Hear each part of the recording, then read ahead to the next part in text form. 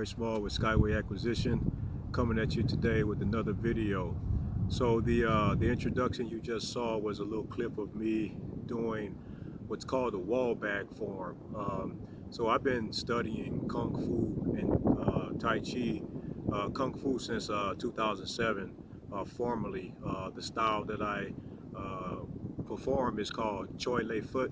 It is a southern style of Kung Fu. I also perform Tai Chi as well. I practice. I'm a Tai Chi practitioner, if you will.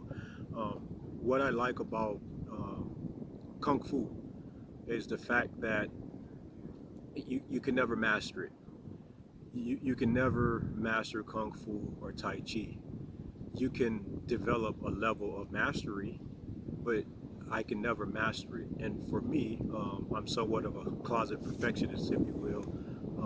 It's important for me to be able to push myself. It's just my makeup, and that's what I like about Kung Fu, is because no matter how far or how deep I go in my training, there's still other levels to get to. There's more levels. You can go deeper. You can focus more on your kicks. You can focus more on your strikes and things like that. So I love Kung Fu. When in thinking about that, something came across my mind is that practicing Kung Fu or Tai Chi or some type of activity like that is a lifelong journey. But it's just like contracting in the sense that you can never really master contracting, if you will. You can get a level of mastery, but things change very often, and because of that, it makes it a challenge to necessarily call yourself to be an expert per se, right?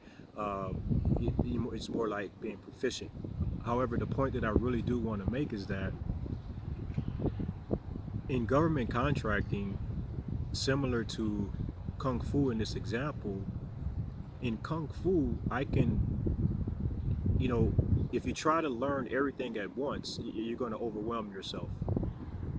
It's very difficult to learn strikes and kicks and all of that at one time. Obviously, you can, but you do it in levels, right? You learn basic kicks and basic strikes. Then you move up to mediocre or slightly more difficult kicks and strikes or what have you. It's the same thing with government contracting, in that if you're whether you're new in government contracts or you are experienced and you've been doing this for a number of years, the fact of the matter is that sometimes we have to slow ourselves down in the sense of learn an aspect of government contracting, learn or gain an aspect that you can form a building block, if you will, and build on top of that. So you learn about, as an example, simplified acquisition procedures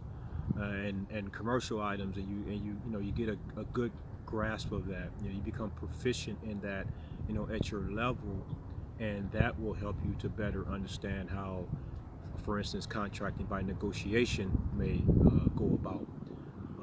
Another point that I kind of wanted to make is that just like martial arts or Kung Fu, you can always go to another level, whether it be solely focused on simplified acquisition procedures and just taking that rabbit hole all the way down as far as it goes, or you can go down the contracting by negotiation path.